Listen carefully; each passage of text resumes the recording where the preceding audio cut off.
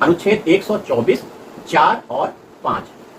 तो supreme court के जज को हटाने के दो आधार हैं, एक साबित कदाचार और असमर्था। इन दो आधार पर सुप्रीम कोर्ट को हटाने का प्रस्ताव लाया जाता है दोनों सदनों में। ठीक है, प्रस्ताव लाने के लिए भी सबसे पहले कंडीशन होती है। यदि लोकसभा में प्रस्ताव लाया जाता है तो कुल 100 सदस्यों का लिखित अनुसमर्थन होना चाहिए, सिग्नेचर होने चाहिए उस प्रस्ताव में। यदि राज्यसभा में सुप्रीम कोर्ट के जज को हटाए जाने का प्रस्ताव लाया जाता है तो 50 सदस्यों का अनुसमर्थन होना चाहिए उस प्रस्ताव में। प्रस्ताव आता है लोकसभा या राज्यसभा में, कहीं भी भेजा जा सकता है, लोकसभा और राज्यसभा कहीं भी भेजा गया, फिर कमेटी बनती है।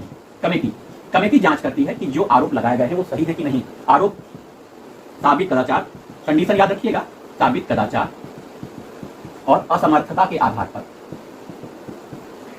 सुप्रीम कोर्ट के जज को हटाने का प्रस्ताव लाया जाता है। तो कमेटी बनती, कमेटी जांच करती है, जांच के बाद अपनी रिपोर्ट लोकसभा में प्रस्तुत करती है। लोकसभा में वोटिंग होती है, उपस्थित मत देने वालों के 2/3 बहुमत से यदि वह प्रस्ताव पारित हो जाता है तो राज्यसभा जाता है। राज्यसभा में भी 2/3 वोटिंग के बाद 2/3 बहुमत से प्रस्ताव पारित किया जाना चाहिए। प्रस्ताव दोनों सदनों द्वारा पारित होने के बाद राष्ट्रपति द्वारा यदि उस पर हस्ताक्षर कर दिए जाते हैं तो सुप्रीम कोर्ट का जज हट जाएगा अपने पद से। यह प्रक्रिया सुप्रीम कोर्ट के जज को हटाने की।